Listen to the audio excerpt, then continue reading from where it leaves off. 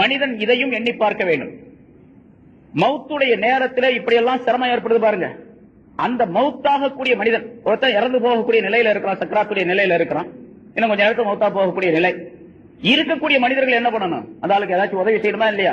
அவங்க சொந்தக்காரங்க, கணவன் மௌத்தா போக போறான், பொண்டாட்டி ஏதாச்சும் உதவி செய்யணும். என்ன உதவி செய்வாங்க அந்த நேரத்தில்? பிள்ளைகள்லாம் ஏதாச்சும் உதவி செய்யணும், கூட இருக்கிறவங்க சொந்தக்காரங்க ஏதாச்சும் உதவி செய்யணும். அந்த உதவி என்ன தெரியுமா? ஸல்லல்லாஹு அலைஹி வஸல்லம் சொல்லி தர்றாங்க, லக்ஸினு மௌதாக்கும் பிலா இலாஹ இல்லல்லாஹ். உங்களுடைய மௌத்தா இறந்து விடக்கூடிய மனிதர்கள் லா இலாஹ இல்லல்லாஹ் என்பதை சொல்லிக் கொடுங்கள். அதான் நீங்க செய்யக்கூடிய உதவி. வேற ஒண்ணும் பண்ண முடியாது. அவர் மௌத்திலிருந்து காப்பாற்றலாம் முடியாது. லா இலாஹ இல்லல்லாஹ் என்று சொல்லிக் கொடுங்க. தல்கீன் சொல்றது அப்படின்னு சொல்லுவாங்க. அதான் தல்கீன். தல்கீன்ங்கிறது இறந்து போனதுனால கபர்ல போய் ஓதுறது தல்கீன் அல்ல. அது சும்மா நாட்டு பழக்கத்துல உள்ளது. அது மார்க்கத்தில் சட்டம்லாம் கிடையாது. தல்கீன் அப்படின்னா சொல்லிக் கொடுக்கறதுன்னு அர்த்தம். கலிமாவை சொல்லிக் கொடுக்கிறது. இறந்து போறதுக்காக தயார் நிலையில இருக்காரு. அவர் கிட்ட போய் அவர் பேச முடியாத நிலையாகி போச்சு. உணர்வு மட்டும் இருக்கும். சுத்தி வர பேசுறதெல்லாம் கேட்க இவரால பேச முடியாது. அந்த நிலை கடைசி நிலை ஆயிடுச்சு. இப்ப பக்கத்துல போய் உட்கார்ந்துட்டு லா இலாஹ இல்லல்லாஹ் முஹம்மதுர் ரசூலுல்லாஹ், லா இலாஹ இல்லல்லாஹ், லா இலாஹ இல்லல்லாஹ் அப்படின்னு மாத்தி மாத்தி லேசா சொல்லி கொடுத்துட்டே இருக்கணும். அவரு சொல்லலாம் சொல்லக்கூடாது. சொல்ல மாட்டார், சொல்ல முடியாது அவர்னால. சொல்லக்கூடிய நிலை இருந்தாலும் கூட அதை சொல்றதே அவருக்கு சிரமமா இருக்கு. அந்த நேரத்தில் நம்ம சொல்லி கொடுக்கணும்.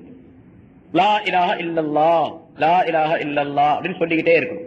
அப்படி சொல்லிக்கிட்டே இருந்தா அல்லாஹ் தஆலாவுடைய ஒரு பெரிய தௌஃபீக் ஏற்பட்டுச்சுன்னா உடனே அவர் சொல்ல ஆரம்பிச்சிருவாரு. சொல்ல லா இலாஹ இல்லல்லாஹ் சொன்ன உடனே உயிர் போச்சு, நேரா சொர்க்கத்துக்கு போயிடுவார்.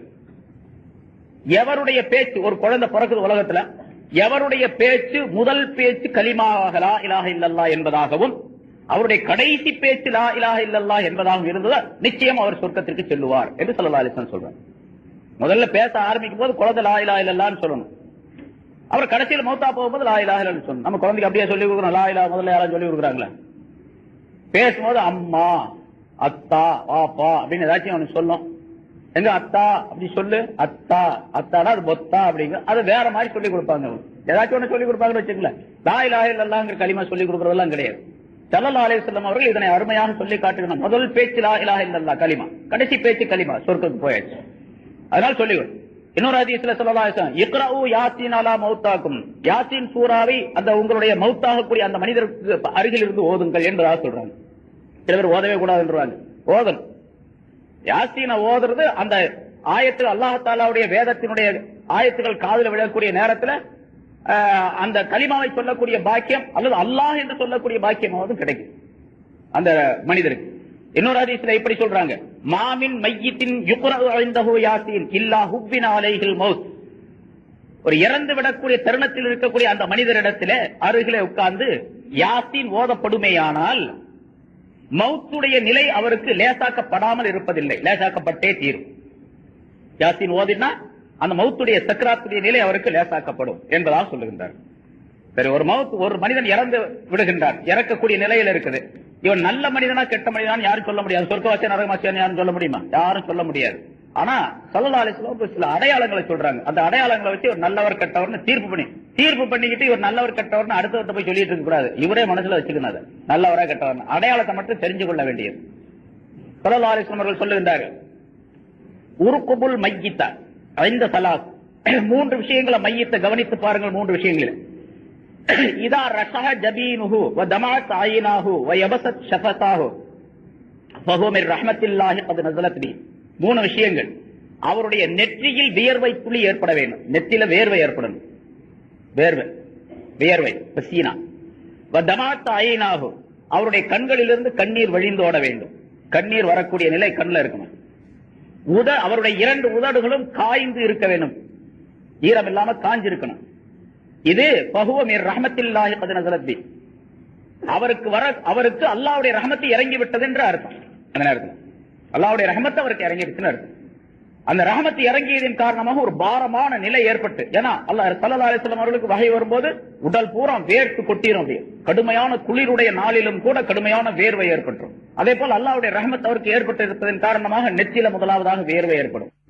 பொதுவாக ஒரு கடுமையான வேலை செய்யக்கூடியவர்களுக்கு முதல்ல வேர்வை ஏற்படுவது நெற்றியில ஏற்படும். அதனால நெற்றி வேர்வை நிலத்துல சிந்த நான் உழைக்கிறேங்க அப்படின்னு சொல்றாங்களா இல்லையா? மத்த வேர்வை சொல்றாங்களா? உடம்போட தான் வேர்க்குது, நெற்றி வேர்வை மட்டும் தானே சொல்றாங்க. அங்க நெற்றி வேர்வை நிலத்துல விழுவு மாதிரி அப்படின்ட்டு. அப்ப நெற்றியில தான் முதலாவதாக வேர்க்கும் அப்படிங்கிறது ஒரு நியதி. அதனால அந்த இறந்து விடக்கூடிய மனிதருக்கு நெற்றி வேர்வை ஏற்படும். ரெண்டாவது கண்களிலே கண்ணீர் வரணும், உதடு காஞ்சிருக்கணும். உதடு காஞ்சிருக்கணும் அப்படின்னு சொன்னா கடுமையான தாகம் ஏற்பட்டிருக்குது. அந்த சக்கராத்துடைய நிலையின் காரணமாக கடுமையான தாகம் ஏற்பட்டிருக்குது.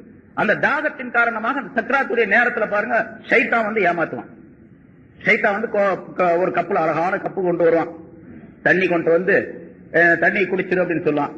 நான் தான் இந்த நாகூர் ஆண்டவங்க, நான் தான் வந்து மொஹிதீன் ஆண்டவங்க, நான் தான் வந்து நாகூர் அஜ்மீர் வலியுல்லா அப்படின்னா ஏதாச்சும் ஒண்ணு சொல்லி பெரிய தாடி வச்சிருப்பான், கொண்டாந்து கொடுப்பான். சைத்தான் பெரிய தாடி வச்சிருக்கான், தாடி இல்லாம அவனும் தாடி இல்லாம அவனும் தாடி வச்சிருக்கான், பெரிய தாடி வச்சிருக்கிறான், அந்த கொண்டாந்து கொடுப்பான். அப்ப அந்த நேரத்துல ஈமான் இல்லாத மனிதர்களாக இருந்தால், உலகத்தில் அமல் செய்யாத மனிதர்களாக இருந்தா அவனுடைய சொல்லை கேட்டு ஏமாந்து அந்த தண்ணியை வாங்கி குடிச்சு விடக்கூடிய சூழ்நிலை ஏற்படும். அவன் வச்சிருக்கிற தண்ணி அல்ல, அவனுடைய பீஷாபு, அதை கொடுத்துட்டு போயிடுவான். ஆனா அதை கொடுத்தா அந்த குடிச்ச உடனே அவனுடைய ஈமான் பறிபோகக்கூடிய சூழ்நிலை அல்லது வந்து சக்கராத்துடைய நிலை கடுமையாகக்கூடிய நிலை ஏற்பட்டுவிடும் அந்த நேரத்தில். இது இப்ப உதடு காஞ்சிருக்கிறதுக்கு அடையாளம் கேட்டா, கடுமையான தாகத்துடைய நிலையில் அந்த மனிதன் இருக்கின்றான். அவன் சைத்தான் வந்து அவனை ஏமாற்ற முடியல அப்படின்னு அர்த்தம். சைத்தான் வந்து அவனை ஏமாற்ற முடியல, உதடு காஞ்ச நிலையிலே அவனுக்கு இருக்கு. இந்த 3 அடையாளங்கள் இருந்தா, நெற்றி வியர்வை, கண்களில் கண்ணீர், உதடு காய்ந்திருப்பது, இந்த 3ம் அல்லாஹ்வுடைய ரஹமத்து இறங்கி விட்டது அப்படின்னு அர்த்தம்.